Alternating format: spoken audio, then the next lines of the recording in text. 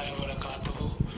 मुफ्ती साहब, मेरा दूसरा सवाल ये है कि मेरे एक दोस्त है, उसने कारोबार किया है, मोबाइल शॉप जो है उसने मोबाइल में इन्वेस्टमेंट की है, तकरीबन 20 से 25 हज़ार रुपये उसने इन्वेस्टमेंट की है।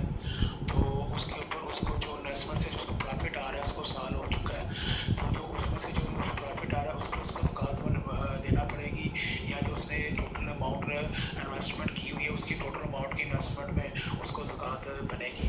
उसको 1 साल हो चुका है इस रोज़ों में, यानी कि जो उसने कारोबार किया था। तो इस पर ज़रा रहनुमाई फरमा दें। अस्सलाम वालेकुम व रहमतुल्लाहि व बरकातुहू। वालेकुम सलाम रहमतुल्लाहि व बरकातुहू। भाई, जो आपने सवाल फरमाया कि मोबाइल के अंदर आपके दोस्त ने इन्वेस्टमेंट की है तो उसके ऊपर मिलने वाले नफ़े के ऊपर क्या ज़कात होगी या नहीं, लेकिन आपने ये नहीं बताया कि वो इन्वेस्टमेंट जो आपने की है वो किस तरीके से की है, किस ऐप के ऊपर की है, वो उसका तरीका क्या था।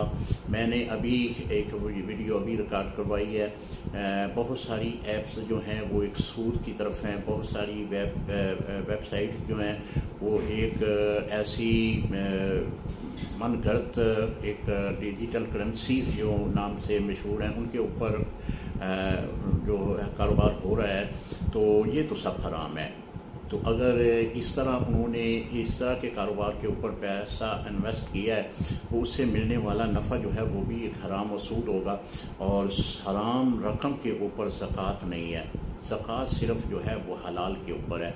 जो आप हलाल ज़राए से आप रकम कमाते हैं, ज़कात उस पर है। हराम के पैसे के ऊपर ज़कात नहीं है। अस्सलाम वालेकुम रहमतुल्लाहि व बरकातुहू।